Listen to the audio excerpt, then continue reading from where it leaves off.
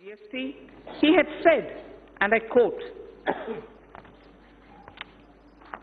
India will be an India, it will be an India where the center and states will work harmoniously towards the common goal of shared prosperity. The unanimity of the constitutional amendment and the consensus of the GST Council highlights that India can rise above narrow politics for the nation's interest. With the GST, neither the state nor the center loses its sovereignty. Our government is committed to the goal of doubling farmers' incomes by 2022. We have provided energy sovereignty through Kusum and input sovereignty through Paramparagat Krishi Vikas Yojana. We have provided resilience for 6.11 crore farmers insured under Pradhan Mantri Fasal Bima Yojana. Focus on cultivation of pulses, expansion of micro-irrigation through Krishi Sinchai Yojana have raised the self-reliance of the country. Provision of annual supplement of income to the farmer directly is done through PM Kisan. Connectivity through PM GSY, Gram Sadak Yojana, financial inclusion have helped raise farm incomes. To the third under aspirational India, education and skills. The third and the final item under aspirational India is education and skills. By 2030, India is set to have the largest working age population in the world. Not only do they need literacy, but they need both job and life skills. Dialogues have been held with state education ministries, members of parliament, and other stakeholders about education policy. Over 2 lakh suggestions were also received. The new education policy will be announced soon. It is felt that our education system needs greater inflow of finance to attract talented teachers, innovate, and build better labs. Therefore, steps would be taken to enable sourcing external commercial borrowings and FDI so as to deliver higher quality education.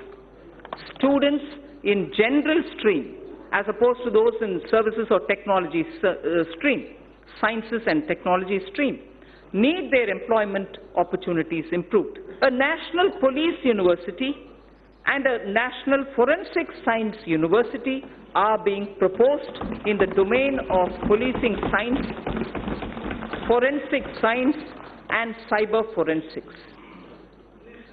There is a shortage of medical doctors. There is a shortage of qualified medical doctors, both general practitioners as well as specialists. In order to meet this requirement, it is proposed to attach a medical college to an existing district hospital in PPP mode. Those states that fully allow facilities of the hospital to the medical college and wish to provide land at a concession would be able to receive viability gap funding from the center. Details of the scheme would be worked out soon, so we aim to have at the district level, with hospitals which are being extended for medical college training and also for producing more doctors, viability gap funding will also be extended.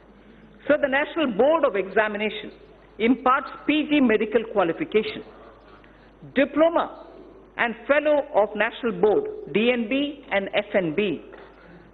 The government will therefore encourage large hospitals with sufficient capacity to offer resident doctors the DNB and FNB courses under the National Board of Examinations. Part of consolidation of the financial sector, our government has brought out schemes for merger and amalgamation of public sector banks in order to ensure that amalgamated entities are able to take the benefit of unabsorbed losses and depreciation of the amalgamated entities. I propose to make necessary amendments to the provision of the Income Tax Act. Taxpayers' Charter, I mentioned it briefly in Part A. Any tax system requires trust between taxpayers and the administration.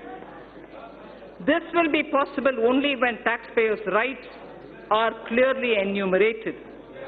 Towards this end, and with the objective of enhancing the efficiency of delivery system of the Income Tax Department, I propose to amend the provisions of the Income Tax Act to mandate the Central Board of Direct Taxes, CBDT, to adopt a taxpayer's charter.